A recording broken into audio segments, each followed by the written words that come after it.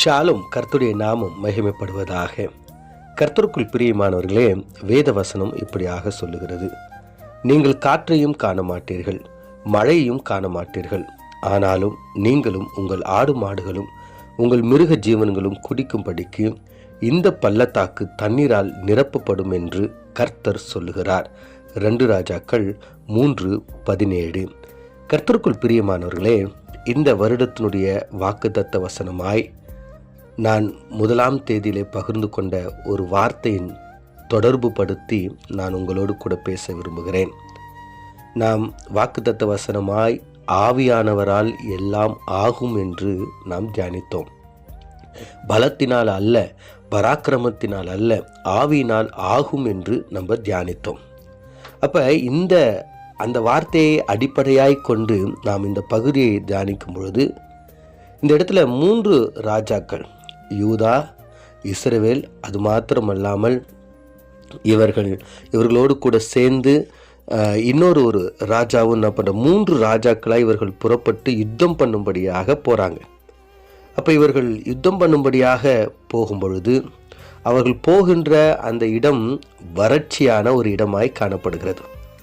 இந்த யுத்தத்திற்கு அவர்கள் போகும்பொழுது அவர்களோடு கூட இருந்த அந்த ஆடு மாடு மற்ற காரியங்கள், ஒட்டகங்கள், இப்படிப்பட்ட உயிரினங்கள் எல்லாவற்றுக்கும் தண்ணீர் தேவை.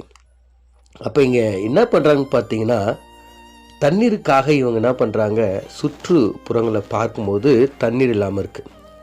அப்போ இந்த மோவாப் ராஜாவை எதிர்கொள்ளும்படியாக செல்லுகின்ற இந்த 3 ராஜாக்களும் யோசித்து, ஐயோ நமக்கு தண்ணீர் இல்லை, நம்ம இங்கேயே மடிந்து போய் விடுவோம் என்று எண்ணி, கர்த்தர் நம்மை ஒருவேளை அவர்களுடைய கையில் ஒப்பு கொடுக்க இப்படி செய்கிறாரோ என்று எண்ணம் கொண்டு அவர்கள் அந்த இடத்துல தேவனுடைய வார்த்தையை சொல்லுகின்ற விசாரிக்க யாராவது இருக்கிறாங்களான்னு விசாரிக்கும் போது எலிசா அந்த இடத்துல இருக்கிறார்.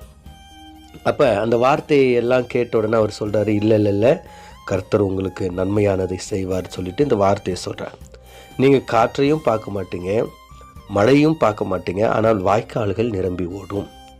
அப்போ நீங்கள் இந்த வார்த்தையை ஆழமாய் தியானிக்கும் பொழுது, ஒரு மழை வரணும்னா ஒரு சயின்ஸு சொல்லுகின்ற காரியம், மேகங்கள் கருக்க வேண்டும், அந்த குளிர் காற்று பட்டால் மழை வரும், அல்லது ஒரு சில அறிகுறிகள் இருந்தால் மழை வரும் என்று நம்ம பார்க்குறோம்.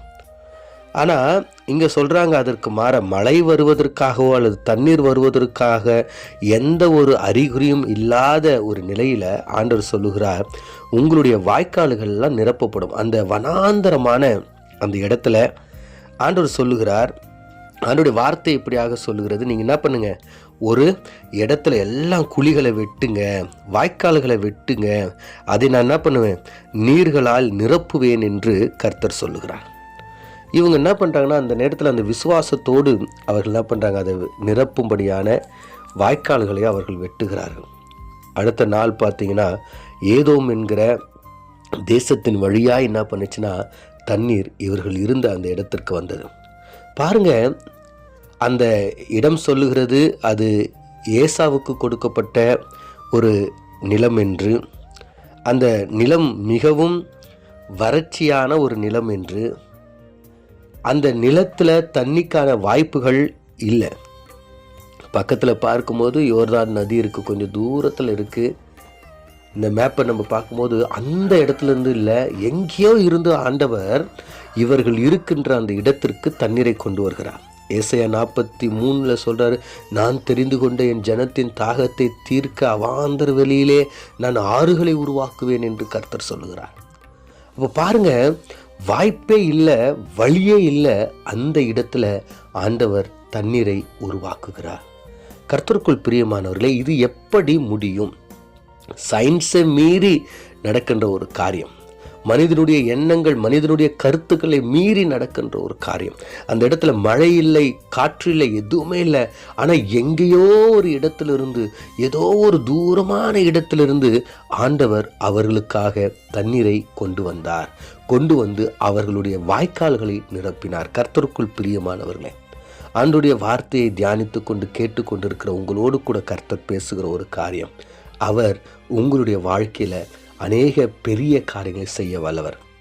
வழிகளே இல்லை என்றாலும் வாய்க்கால்களை அவர் நிரப்புகிறவர். காற்று அடையாளங்கள் இல்லை என்றாலும் அவர் உங்களுடைய வாழ்க்கையை ஆசீர்வாதமாய் மாற்றுகிற தேவனாய் இருக்கிறார். அதனால் உங்களுடைய ஞானத்து மேலே நீங்கள் ஆதாரப்படாதபடிக்கு ஆவியானவர் மேலே நீங்கள் ஆதாரப்படும் பொழுது கர்த்தர் உங்களை ஆசீர்வதிப்பார். கண்களை மூடி நாம் ஜெபிப்போம். எங்களை அதிகமாய் நேசிக்கிற எங்கள் நல்ல தகப்பனே, நாங்கள் கேட்ட இந்த வேத வசனத்தின் பிரகாரம் ஆமாண்டவரே, ஆவியானவரால் ஆண்டவரே உம்மால மாத்திரமே எல்லா காரியமும் முடியும் ஆகும் என்பதை நாங்கள் விசுவாசிக்கிறோம். எங்களுடைய வாழ்க்கையில் தடையாயிருக்கின்ற, வறட்சியாயிருக்கிற, முடியாது என்ற நிலையில் இருக்கின்ற சூழ்நிலைகளை ஆவியானவருடைய உதவினால் நாங்கள் எல்லாவற்றையும் ஜெயமாய் மாற்ற எங்களுக்கு உதவி செய்யும்படியாய் இயேசுவின் மூலம் ஜெபிக்கிறோம் நல்ல பிதாவே, ஆமீன்.